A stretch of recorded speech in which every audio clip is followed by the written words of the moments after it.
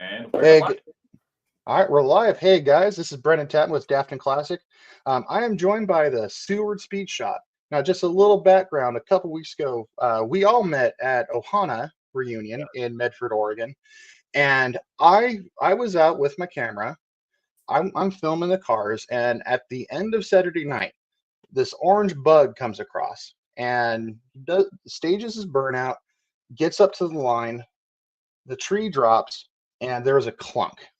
Then a clunk, and then a clunk, and the sounds of distress from the crowd. And I got to meet Adam and Tanner here, the drivers of Bernie the Bug, and we are here today to get the story on Bernie the Bug and what brought Adam and Tanner to Medford. So Adam and Tanner, please introduce yourselves. What is the Seward Speed Shop and what is your background? Yeah, I'm Adam Cockey, owner of the Seward Speed Shop. I'm Tanner McDonald, and I've been working with him since I was about yay tall. Yeah, 12 years old actually. Yep. Tanner started at the Seward Speed Shop. He's had tons of other opportunities, going other places, learning, and he always lands back at the Seward Speed Shop. And what was it, February? Yep. February of this year, came on first time full time. Since I was 12 years old, I've always worked here after hours kind of deal, and always helped Adam along. With the drag racing side of things, when I first met Adam, he actually had a silver shaker. Yep. And that was what I kind of drooled on. I come from a drag racing background. I started drag racing when I was 8 years old. I was actually born. When I was born, my dad was working at a speed shop, so I was in a little baby carrier in the speed shop. So through and through, drag racer, love racing, and so kind of put our two things together. Me loving drag racing, him loving Volkswagen. We're like, we need to build a Volkswagen drag car. Yeah. So that's kind of how this whole thing kind of stemmed. Very, very good. And so I know you guys are in Illinois. What inspired you guys to danger drive all the way to Oregon? That's 2/3 across the country. That's not a short drive. So that was I'm definitely going to take the guilt on this one. Yeah. This was what I call it a good bad idea. We were sitting around at the end of the workday kind of deal, and scrolling on Facebook, and I came across Tom Kinney's Facebook page, and he had a flyer for the Ohana reunion. And me, I've got Ohana written on my arm, tattoo. Ohana is a big part, family, love it. I'm like, dude, we should totally go to this race. And he's like, yeah, we just got back from California, mind you. We just got back from the empty engine battle. And Adam's like, yo, okay. And I'm like, no, actually, what we should do is we should build a Beetle and go race it. And same thing, it was like, dude, no. I'm like, hang on, let's one up it. We just showed how much power we can build. Let's show that we can build it reliably. Let's build a car and let's drive it across the country. Let's show people that what we did at the engine battle wasn't just a dyno queen. We can build power that can be used in everyday use for air-cooled Volkswagens. And so that was our main purpose of this whole deal. It was just to show that we can do a motor, and a high performance motor nonetheless, and drive it across the country. So for the Volkswagen guys, can you describe what made this engine special? What made it reliable and powerful? Okay, so what's the mentality? We'll get into actual real race testing later on. But we built it's a true drag race engine. It's capable of running 790s. We're confident of that. Here on our dyno, we built a little over 180 horsepower at really, really low RPMs. We weren't trying to kill it.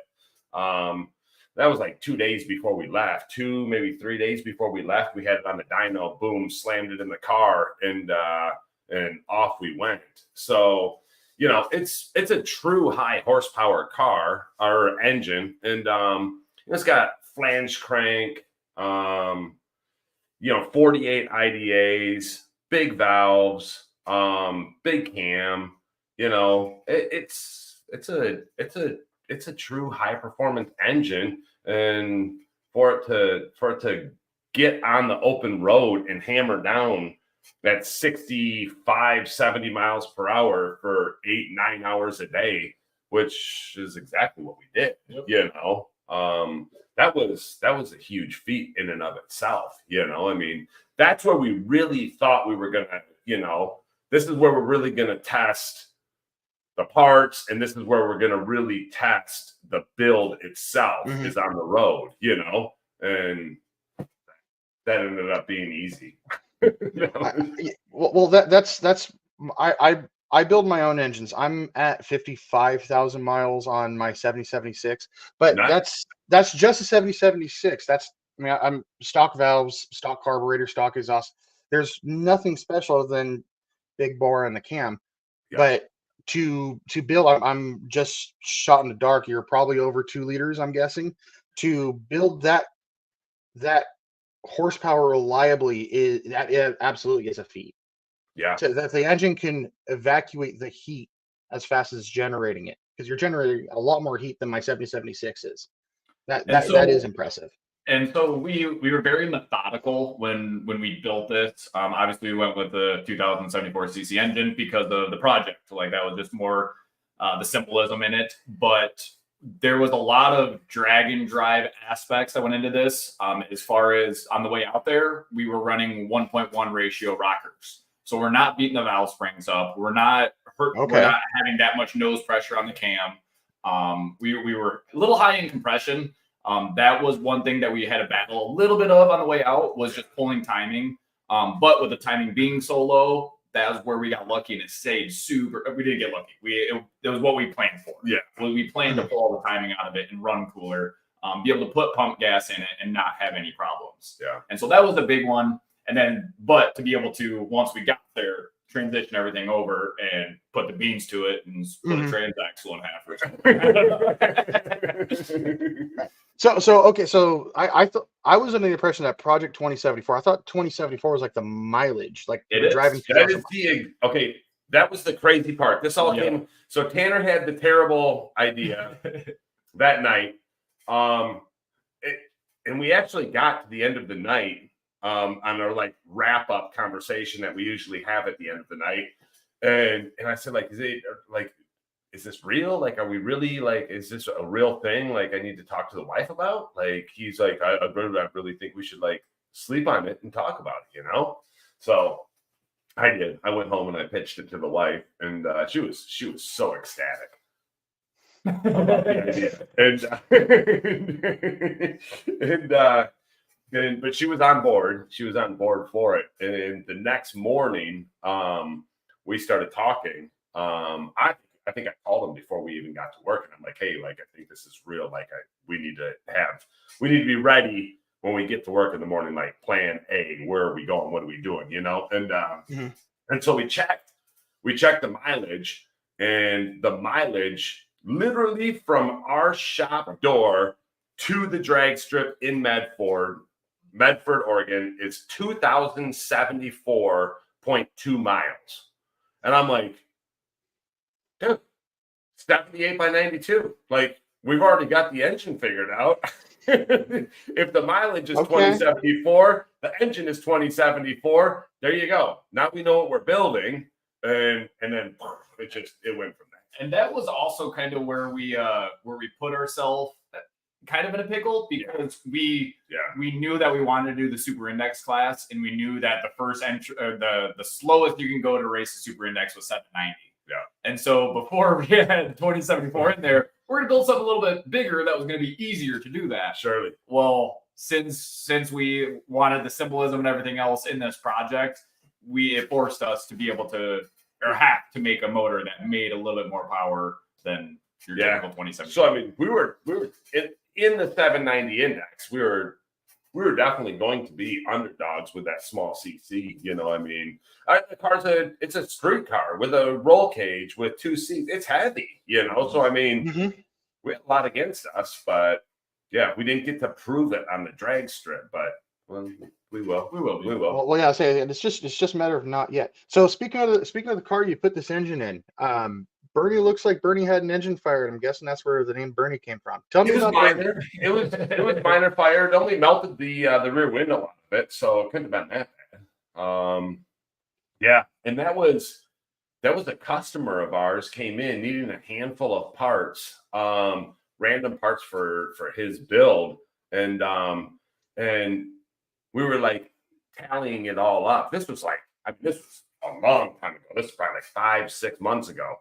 We're tallying it up, and I said, "Hey, you're about $300." And he said, "Hey, I got this body from Texas. You know, it's got some situations, yada yada yada. You interested in it? Are you interested?" And I said, "Yeah, sure. I mean, show me some pictures." So he showed us some pictures, and I'm like, "Yeah, I'll take it for $300. We'll do a straight up trade. That works for me." And then forgot it was even there. We never picked it up, and yeah, and that's kind of the same situation with the chassis. It was the same thing. That was another deal that happened probably a year ago, and we forgot about it. And so we committed to this project and everything. So I was like, "Hey, we got that body you got to pick up. We got this chassis you got to pick up," knowing zero condition of either of these. Yeah. So like, we're walking into this blind, like thinking that we might have to do pans. We might, we didn't know the extent of it, and we ended up getting really lucky with Bernie. Minus the fire, it's a rock solid car. Same with the pan, super rock solid. Someone already put pans in it. Yeah. And it just worked. Everything worked out. Literally, I think Thursday was the day we finalized. We're like, okay, we're gonna do this. Let's go. And so Thursday night we started calling around like, "Hey, can we come and grab that body tomorrow? And can we come and get this chassis on Saturday? And put it all together." And start chasing around with the truck and trailer, loading up parts and pieces. And that was the first. And I think that was that week. I think that was 5. That was 5 weeks to leaving. Yeah. That was 5 weeks to leaving when we picked up that body. That was in July. Yeah. That was wow. Yeah. So when we posted videos and so on and so forth, that wasn't like some hidden treasure we had somewhere. We had never. We had no idea. We had no idea. No idea. None whatsoever. Yeah, that was as real as it got right there. Like, wow, okay. Well, we got good bones. A wiring harness burnt from halfway up the body, and windows melted out of it. But hey, it seems to be solid. So yeah, let's go with it. Yeah. So you guys, you build the engine. Engine goes in Bernie. Bernie makes it a Medford. I only saw you guys get one pass attempt in. Did you guys get any other track action that day that I missed, or was that Nope. it? No, you happened to be in the right place at the right time to see all the lack of launch. And it was one of those things that we were trying to make it, because with Medford, how they shut the track down during the day because 150-degree track temps. We were trying to make it before that in case something did happen and we didn't make it in time. And so with the time not on our side now, because we only had that night to test, it was a full send or no send. Right. Either we're going to go 790s or it's not going to go 790s, Yeah. So we didn't do a soft foot down the path. Yeah, it wasn't no shakedown runs. It was a 6,000. That was the day. 2-step and let out the clutch. And, That was the danger drive, and it got dangerous. Yeah. And I knew exactly. It's totally fine. I knew exactly what was coming when we got to the line. We built a lot of stuff last minute, and Tanner's always the driver. And I knew exactly how the car was going to leave. I knew this wasn't going to be a soft shakedown. So that's fine.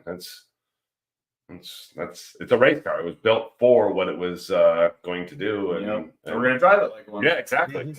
So yeah. So you got to see all of it. You got to see all of its time on the track. Wow. Yeah.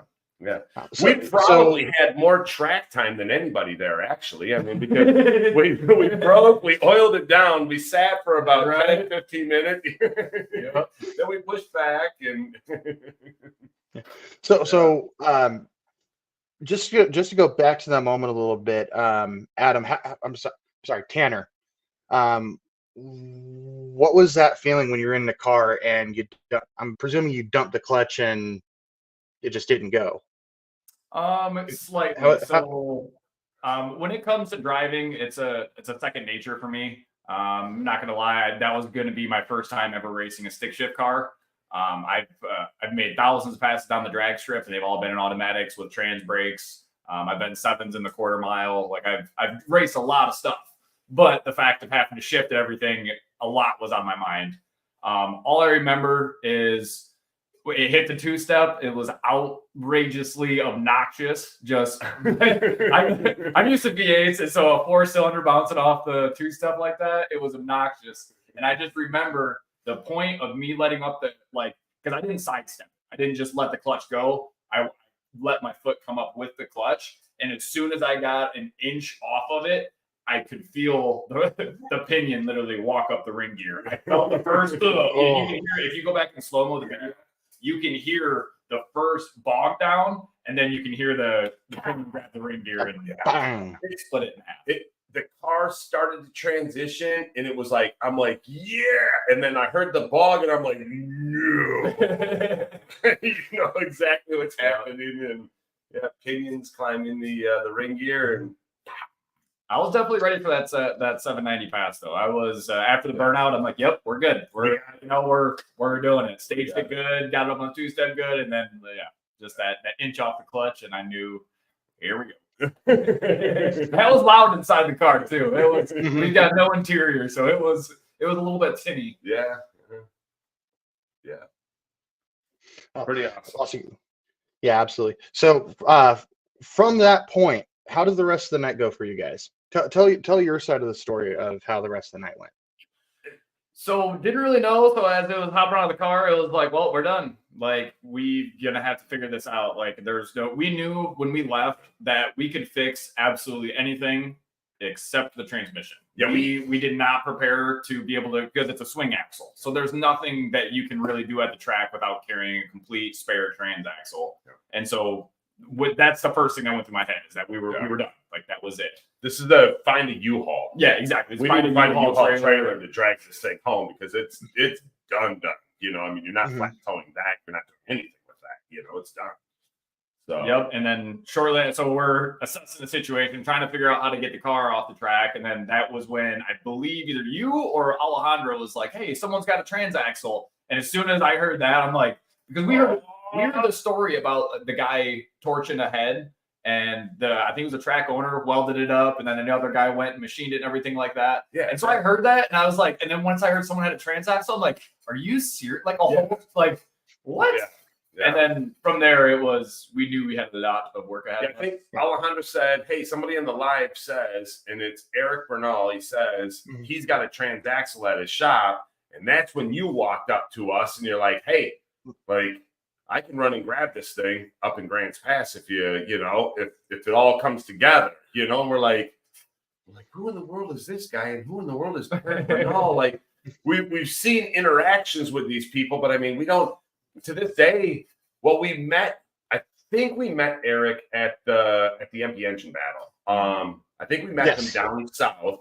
But we met so many people. It wasn't like a memorable experience for him. Like, I mean, that like, oh, I really need to help these guys out at some point in time. I mean, I'm sure it was nothing like that for him. I mean, we probably shook his hand and, and who knows, but then for him to all of a sudden just like, hey, I've got a transaxle and it's available. You just need to get it to the track. And then that's when you show up, and that's when I must have heard Alejandro read off Eric Bernal's chat. Eric Bernal says he's got a trans, and I know I've actually never been to Eric's house before, but I knew he was in Grants Pass, and Grants Pass was all of 20 minutes away. Right. So when it's just 20 minutes standing between a transmission and your bug's like, let's just go get it. Let's go grab. Yeah. And then that's. I mean, the car is not even off the track yet.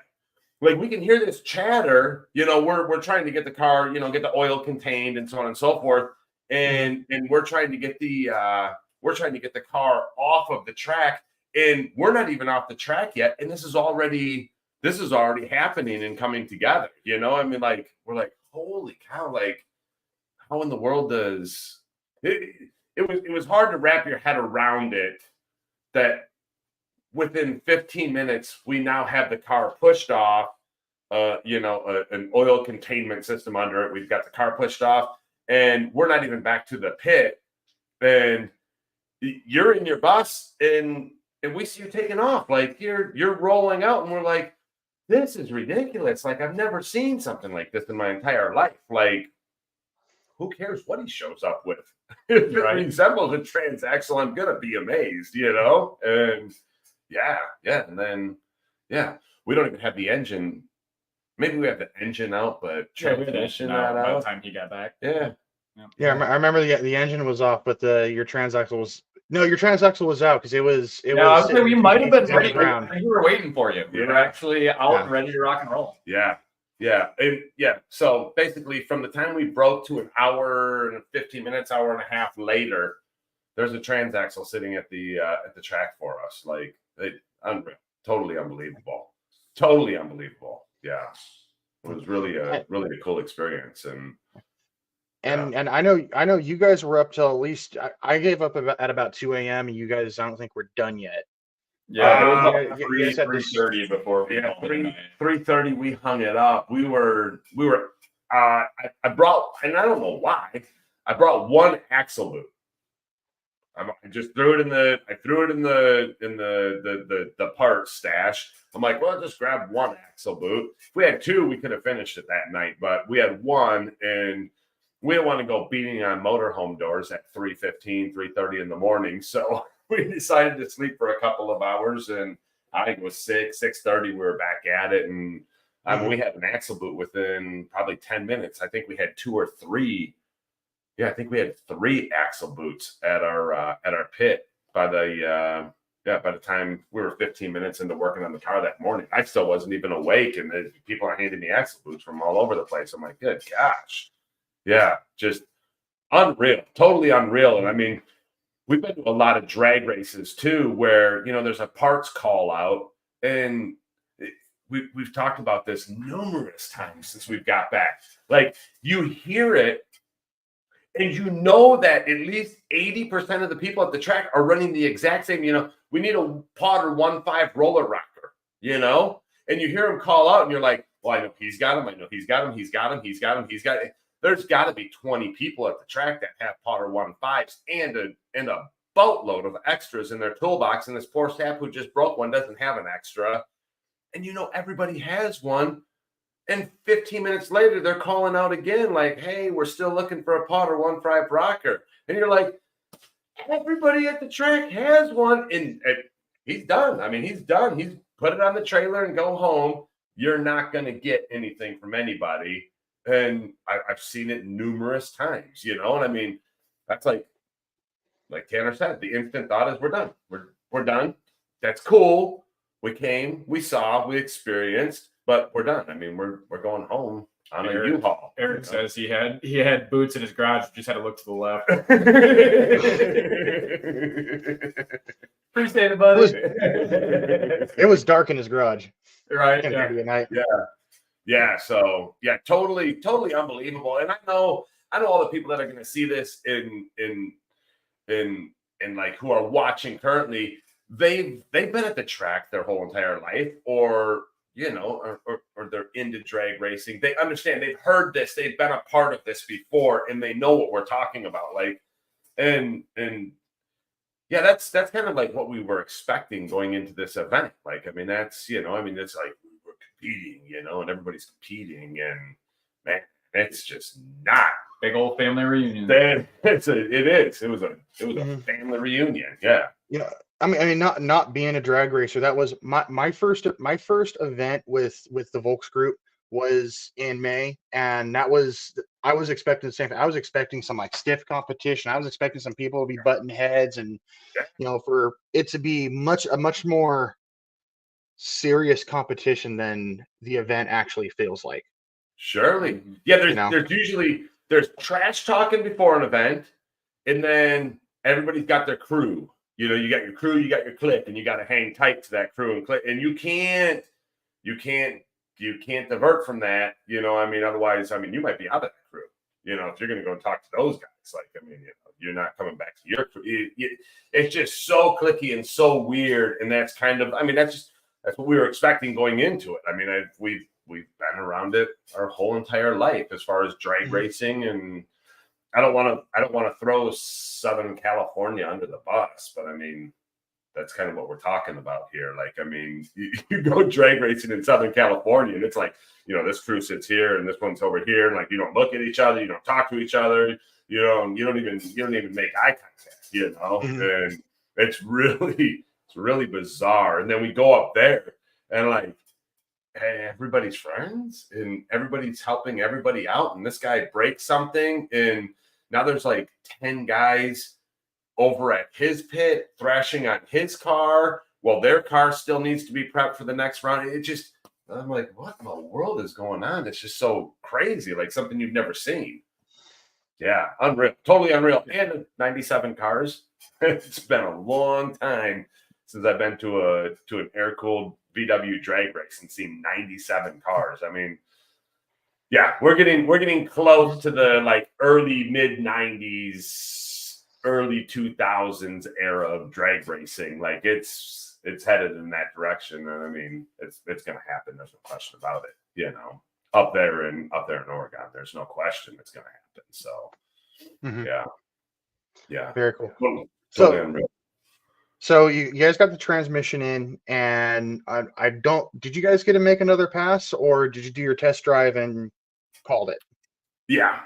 Did our test drive, and on the test drive, trans was gearing, it was stock trans, and it wasn't happy. And the last thing we needed was to not be able to plateau this thing back home. And so we both talked it over, and we're like, we did what we set out to do. We made it to Medford with a high performance engine, and like I said, enough power to split the trans in two. So and the engine's still running great. Which actually, we're going to be doing another video. We're going to take the engine out and be dynoing it and see how much horsepower it still makes, because we know it made 180 that's cool. left. And so it's going to be an ongoing thing.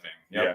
Back it up, and the transmission's going back out to Ricky, and he's going to set it back up again and get it back to us before we have cold weather. And so we'll still be at the track this year. Okay. Yeah. Knocking down 790 passes. So yeah, it'll still happen. But yeah, I mean, the transmission that we got from Eric, nothing wrong with it. But it was I'm assuming probably a 437 ring and pinion. We were screaming at like 55, 60 miles per hour. We were up at like close to $4,000. So, and the guy was like gracious enough to loan us this transmission. And then what's the point of going and making a pass in we're either going to run an 18-second pass just to make a pass. That's stupid. And what's the point of going and blowing up this transmission? We now have a ticket home. Like we brought our tow bar with us, and so we could just hook it up and go. Like, so it made more sense to do it that way, Yeah. So and then on your way home, you had a little bit of an adventure through. You guys went to Critter Lake. How was Critter Lake? That was absolutely insane. Nothing. Our I've never seen anything like it. And you were there.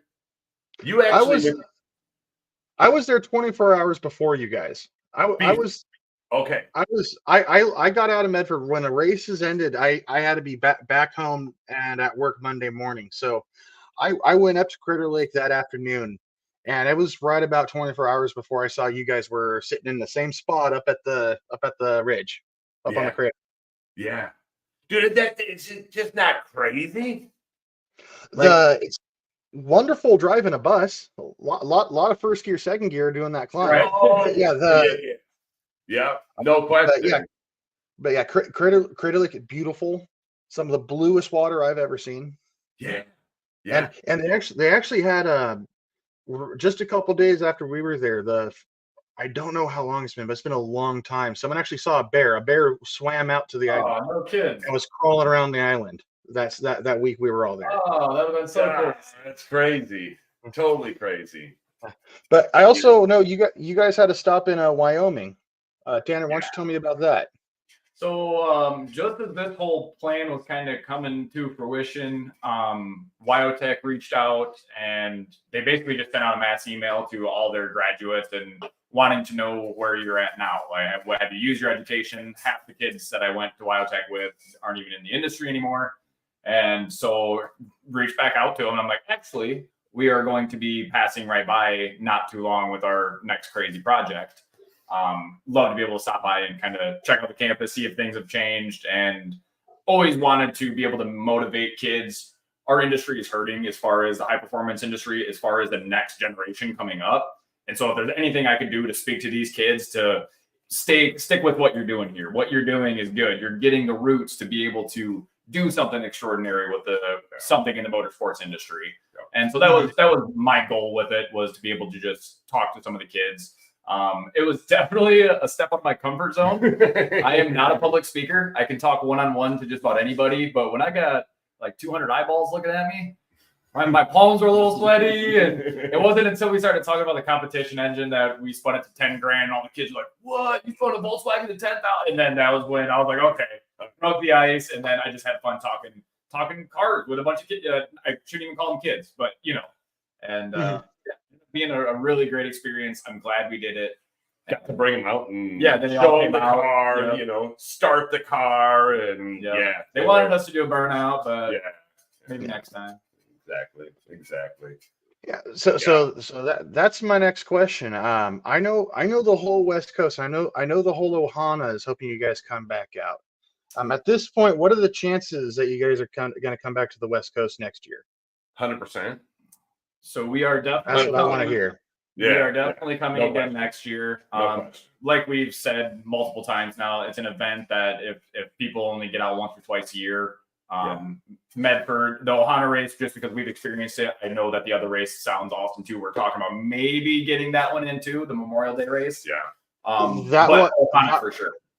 Yeah, I can tell you that.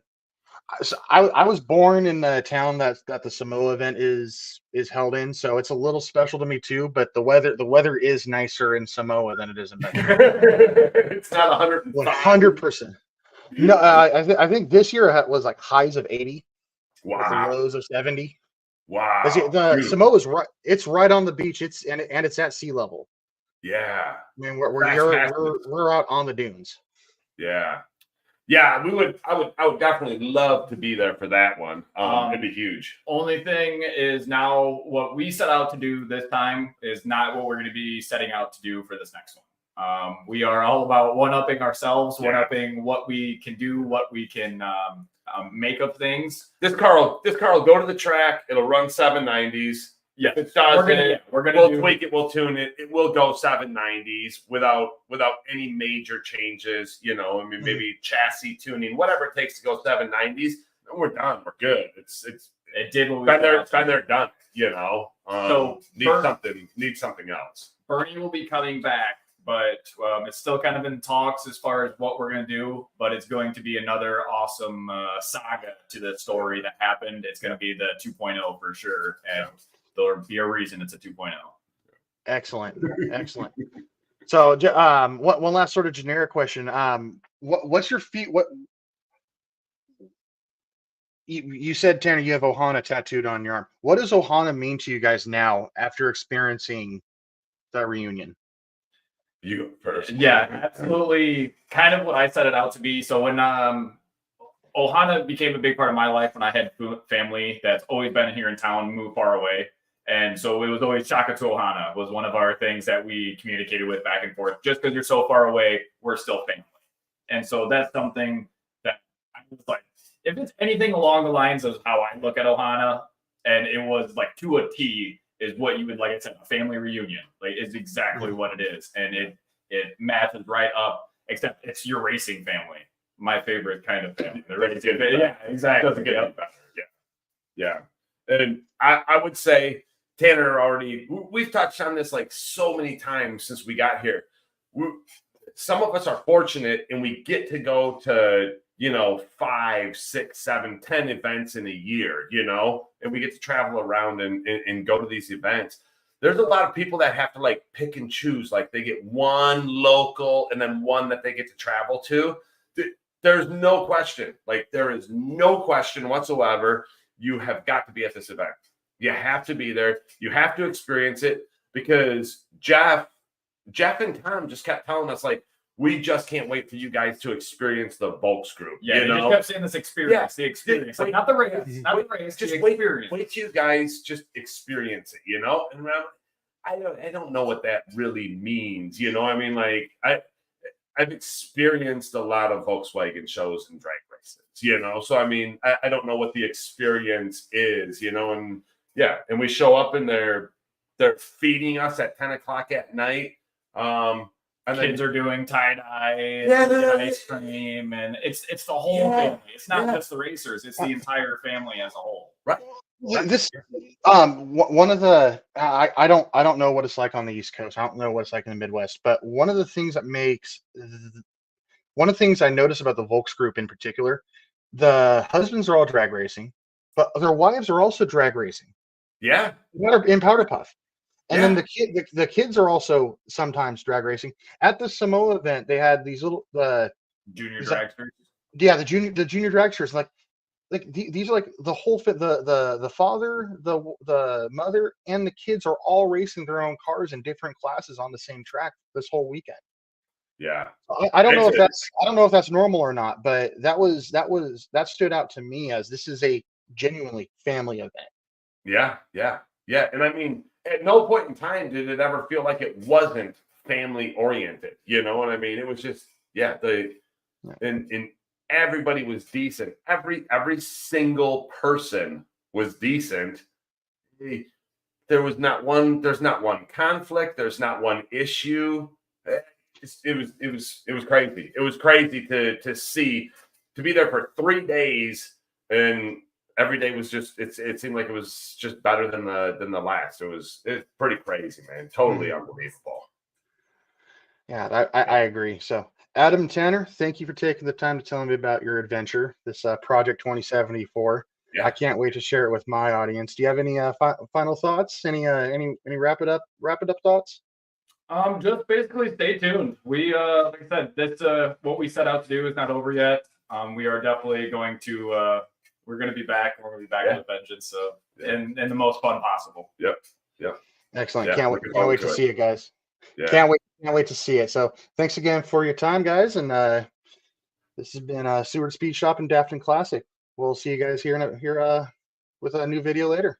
Thanks, Brendon. We appreciate everything you did for us, man. Hey, not a problem. And big shout out while we're still recording. Big shout out to Eric. Eric's the one who did it. All I had to do was give it a ride.